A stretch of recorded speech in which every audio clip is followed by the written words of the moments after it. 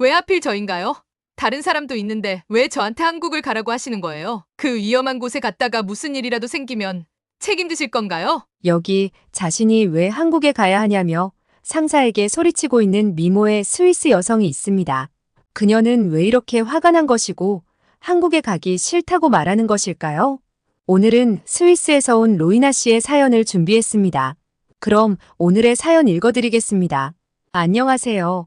저는 스위스 로잔에 있는 치과 전문기기 회사에서 근무하고 있는 로이나라고 합니다. 제가 일하고 있는 회사는 치과 전문기기 부분에서 전 세계 매출 1위를 차지하고 있습니다. 치과의사라면 누구나 알 수 있는 대단히 유명한 브랜드입니다. 아무래도 저희 회사에서 전 세계로 수출을 하다 보니 저는 해외 출장도 참 많이 다니고 있습니다. 저는 주로 유럽이나 오세아니아 수출 담당 파트에 근무를 해왔고, 이에 해당하는 국가들은 대부분 선진국이기 때문에 일하는데 특별히 어려움이 없었어요. 근데 아시아권을 담당하는 직원들을 보면 되게 힘들어 하더라고요. 특히 중국이나 동남아 국가는 요구하는 것도 많고 나라의 수준도 떨어져서 직원들이 많이 힘들어 했어요. 그런 모습을 보고 저는 절대로 아시아 파트는 맡고 싶지 않다는 생각을 하곤 했습니다. 그런데 어느 날 아시아 파트 담당 직원이 갑자기 퇴사를 해버렸고 그 자리가 공석이 되었습니다. 급하게 그 자리를 누군가 채워줘야 하게 되었죠. 저는 유럽과 오세아니아 파트에서 굉장히 높은 실적을 내고 있었기 때문에 제가 아시아 파트로 갈 일은 없다고 생각하고 안심하고 있었어요. 그런데 저더러 아시아 파트로 가라는 청천벽력 같은 상부의 보고가 내려왔습니다. 저는 정말 어이가 없었습니다. 이건 거의 좌천이 되는 것과 마찬가지였거든요. 아니, 제가 일을 못한 것도 아니고 거의 최고 실적을 내고 있었던 시점에 난데없이 아시아 파트를 맡으라니. 심지어 이번 발령은 한국 지부장 발령이었습니다. 아예 한국에 가서 살라는 말이었죠. 저는 화가 나서 상사를 찾아가 따졌습니다. 저는 상사에게 제가 실적이 모자란 것도 아닌데 왜 하필 저예요? 다른 사람도 있는데 왜 저한테 한국을 가라고 하시나요? 그 위험한 곳에 갔다가 무슨 일이라도 생기면 책임지실 거예요. 라며 따졌습니다. 상사는 그런 게 아니라며 한국의 치과 의료기술은 이미 세계 1위를 탈환해버렸고 전 세계 사람들이 한국으로 치과 의료 관광을 가고 있기 때문에 우리가 주력해야 하는 시장이 돼요. 회사에서도 엄청나게 신경 쓰고 있는 국가이기에 우리 부서 에이스인 저를 보내는 거라고 말씀하시더라고요. 저는 상사의 말이 믿겨지지 않았어요. 저를 한국으로 보내기 위한 거짓말을 하는 것이 뻔했어요. 아시아에서도 늘 전쟁의 위험이 도사리고 있는 한국은 저에게는 그냥 일개 후진국으로 느껴질 뿐이었고, 저는 한국 발령이 끔찍하게 싫었습니다. 하지만 저는 회사의 명령을 거부할 수 없었고, 제 한국 발령은 결국 확정이 되었습니다. 동료들은 저를 불쌍하다는 눈으로 바라보았습니다. 실적 1위였던 제가 이렇게 좌천에 가까운 발령을 받자 다들 제가 무언가 잘못을 한 것이 아니냐고 수군거리기까지 했습니다. 저는 정말 눈물을 흘리며 한국행 비행기에 몸을 실었습니다. 내가 회사를 위해 이렇게 열심히 일한 결과가 이것인가에 대한 억울한 마음이 정말 컸던 것 같습니다. 그런데 저의 이런 억울하고 우울한 마음은 한국 인천공항에 도착하자마자 사라지기 시작했습니다. 인천공항에 내린 저는 정말 깜짝 놀랄 수밖에 없었습니다. 그간 수많은 선진국으로 해외 출장을 다녔던 저는 공항이라면 이골이 나게 경험을 했었습니다. 그럼에도 불구하고 인천공항은 저에게 큰 충격을 주었습니다. 인천공항의 엄청난 규모에 정말 당황스러운 감정이 느껴질 정도였습니다. 제가 태어나서 경험했던 공항 중에서 가장 깨끗하고 현대적이었습니다. 거기다 로봇까지 돌아다니고 있어 마치 제가 소설 속 미래도시에 있는 것은 아닐까란 착각이 들 정도였습니다. 솔직히 인천공항에서부터 제가 한국을 너무 무시한 것은 아니었을까? 은근히 한국을 깔보고 무시했던 저의 편견이 무너지기 시작했던 것 같습니다. 주변을 둘러보니 저뿐만 아니라 많은 외국인들이 인천공항에 놀란 듯한 표정을 짓고 있었습니다. 사실 스위스도 어딜 가든 좋은 시설을 자랑하지만 한국의 인천공항과는 비견할 바가 아니었습니다. 그리고 더 놀라웠던 점은 입국 심사였는데요. 공항도 너무 크고 이용객도 많아서 시간이 오래 걸리지는 않을까? 걱정했던 것이 무색하게 입국 심사부터 저의 짐을 찾기까지 단 30분도 걸리지 않았습니다. 심지어 한국인들은 자동 출입국 심사라고 지하철 개찰구를 통과하듯이 빠르게 입국 심사장을 빠져나가더라고요. 입국 심사가 한참 걸리는 유럽의 여느 국가들과 너무나도 다른 모습에 저는 입이 딱 벌어졌습니다. 외국인도 자동 출입국 심사 등록이 가능하다고 해서 저도 다음에 인천공항에 오면 자동 출입국 심사를 등록해야겠다 생각했을 정도입니다. 저는 사실 한국에 가야 한다는 우울감에 한국에 대한 아무 조사도 없이 도망치듯 한국으로 오게 되었는데요. 그래서 한국에 대한 정보가 거의 없었습니다. 공항에서 어떻게 도심으로 가야 할지도 알아보지 않고 왔어요. 그래서 저는 짐을 찾고 공항에 앉아 회사에서 마련해준 제 숙소로 어떻게 가야 할지 검색을 했어야 했습니다. 근데 놀라웠던 것이 인천공항에서는 와이파이가 무료였습니다. 물론 스위스의 공항에도 와이파이는 있습니다만 탑승권을 인증해야 이용이 가능하고 시간 제한도 있기 때문에 이용 방법이 매우 까다롭습니다. 거기다 속도도 매우 느려서 기본적인 검색을 하는데도 한참이 걸려 사실상 이용하기 어렵다고 생각하는 게 맘 편합니다.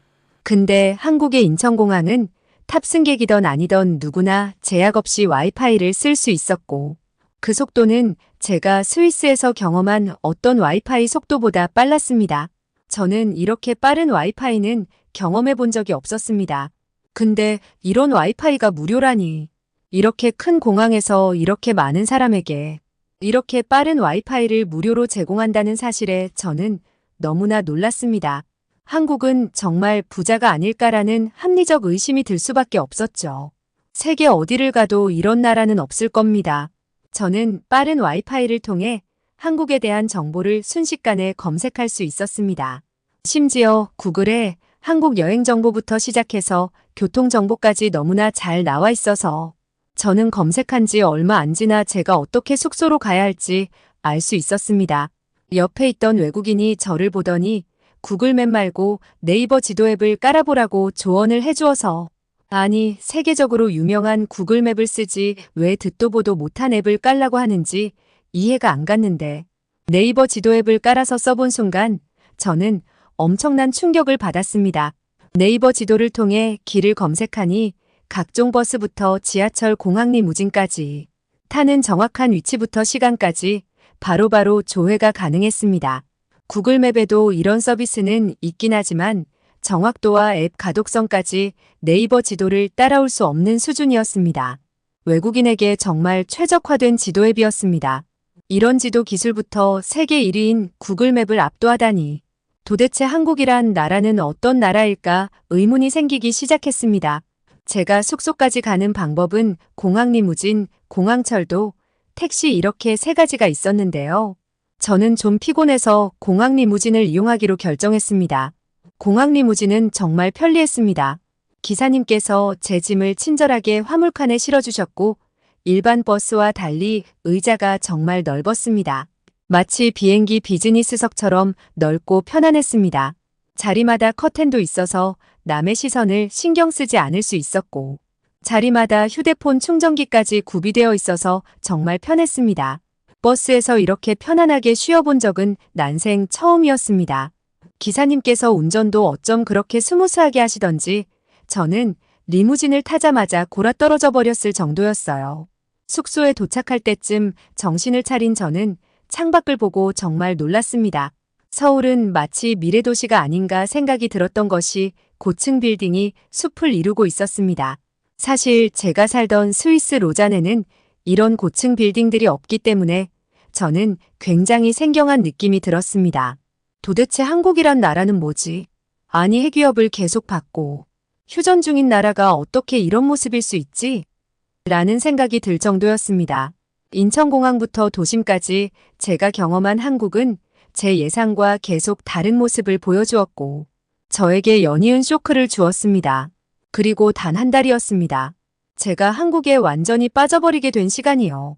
저는 이제는 한국을 벗어날 수 없다는 생각이 들 정도로 한국은 저에게 완전히 스며들어 버렸습니다.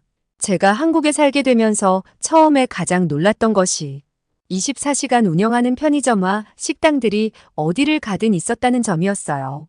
밤늦은 시간에도 이용할 수 있다는 점도 좋았지만 이런 가게들이 많아서 새벽에 어디를 가든 안전하게 느껴졌어요. 이런 가게들이 있어 길거리가 훤했거든요. 한국인들이 불금, 불토를 즐기는 것이 처음에는 무슨 말인지 이해가 안 되었는데 한국의 밤은 정말 불야성 같았습니다. 스위스는 퇴근 시간 이후에는 모든 상점이 문을 닫아버리고 거리가 어둠에 잠겨버려 늦게까지 돌아다닐 수가 없어요. 매우 위험하죠. 특히 로잔 같은 작은 도시는 저녁에 돌아다니면서 논다는 것이 불가능하다고 보시면 됩니다. 근데 한국은 퇴근 후에 또 다른 세계가 펼쳐지더라고요. 퇴근 후에 밤 늦게까지 장을 본다는 사실은 정말 편리함의 끝판왕이에요. 보통 스위스는 늦게까지 하는 마트도 7시면 문을 닫아버리기 때문에 퇴근하고 장을 보는 것이 진짜 빠듯합니다. 퇴근하자마자 마트로 달려가도 시간이 빠듯하기에 저는 항상 마트를 가기 전에 무엇을 사야 할지를 머리로 생각하고 움직이는 동선까지 미리 정해놔야 할 정도였어요. 근데 한국은 그럴 필요가 없었어요. 심야에도 슬리퍼 신고 천천히 나가서 슬렁슬렁 걸어다니며 느긋하게 장을 볼 수 있어서 정말 신세계에 온 듯한 느낌이었습니다. 마트에 있는 품목들도 어찌나 많고 정리가 잘 되어 있는지 물건 고르기도 정말 편한데다 영어로도 잘 설명이 되어 있어 장 보는 게 정말 수월했습니다.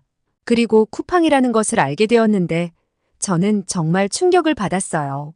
아니, 로켓 배송이라는 게 정말 말도 안 되는 게 주문하면 새벽에 물건을 가져다 주더라고요.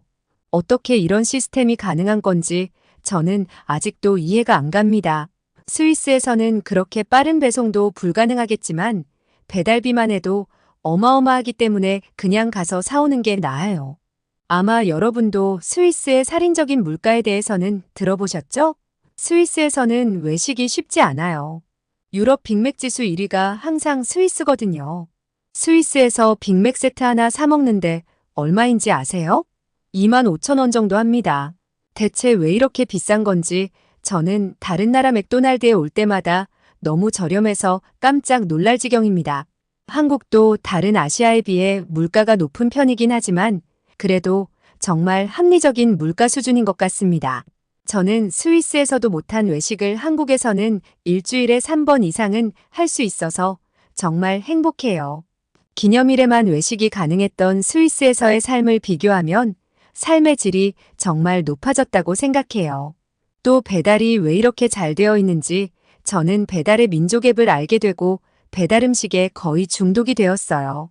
아침마다 신선한 샐러드를 주문해서 먹는데 정말 빠르게 배달해 주더라고요.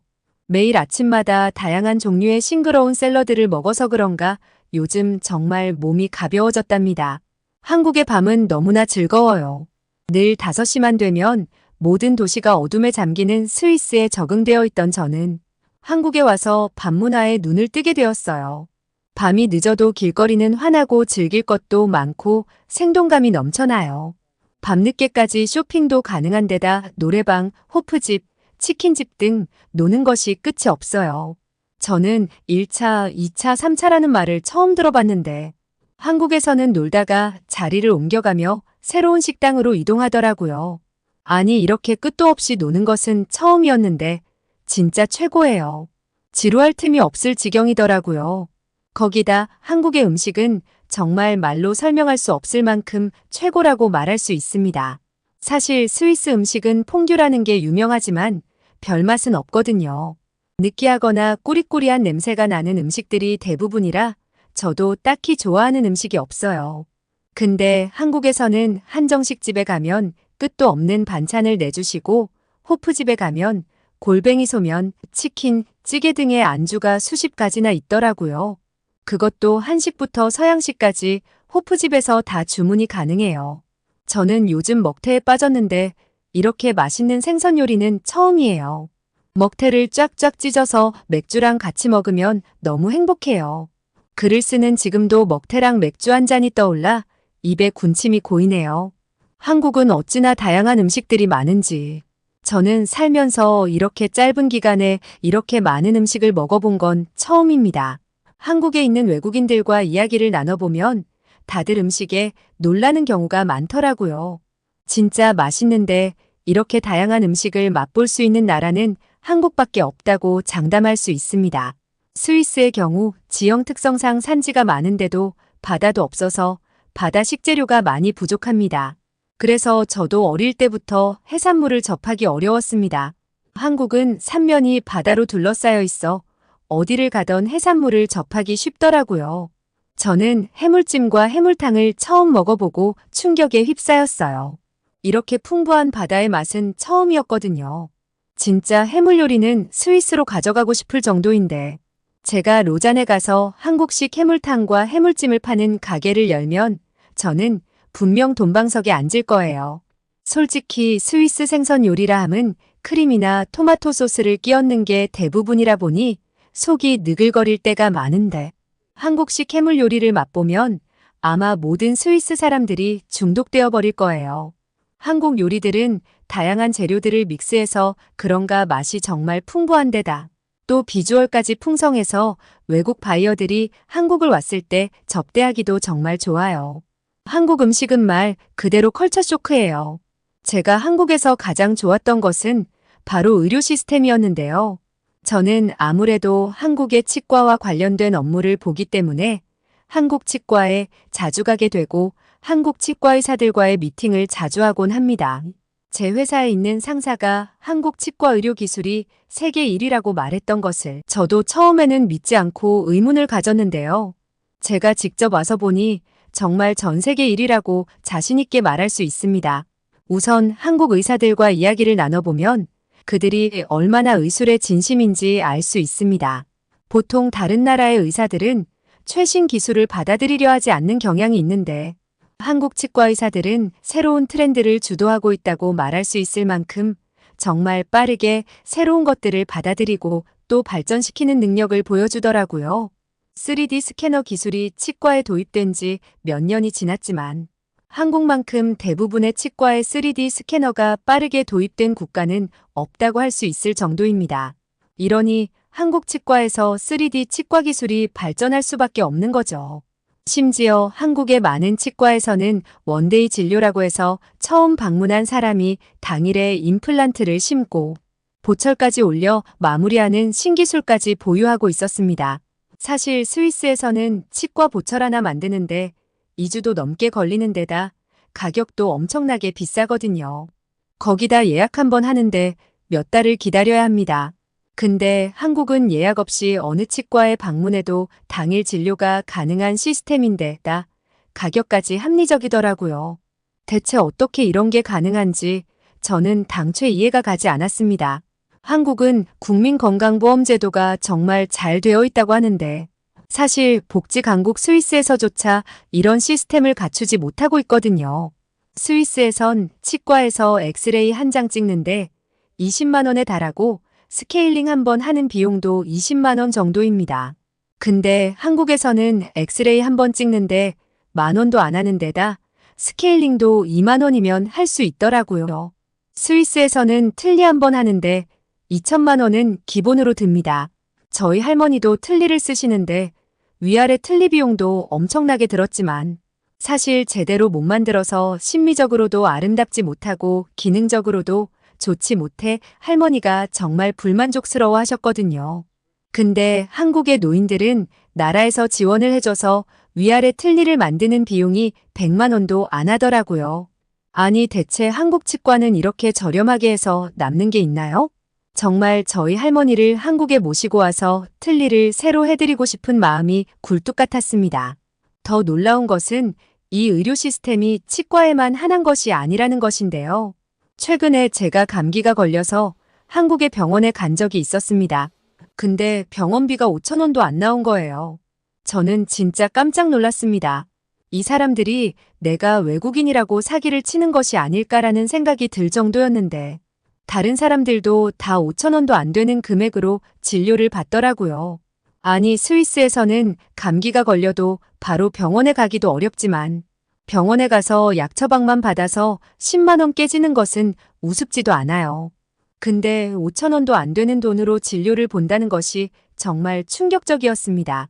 심지어 저는 회사 한국 지부에서 보험에 가입시켜줘서 한국인이 아닌데도 한국인들과 똑같은 보험 혜택을 누릴 수 있었습니다.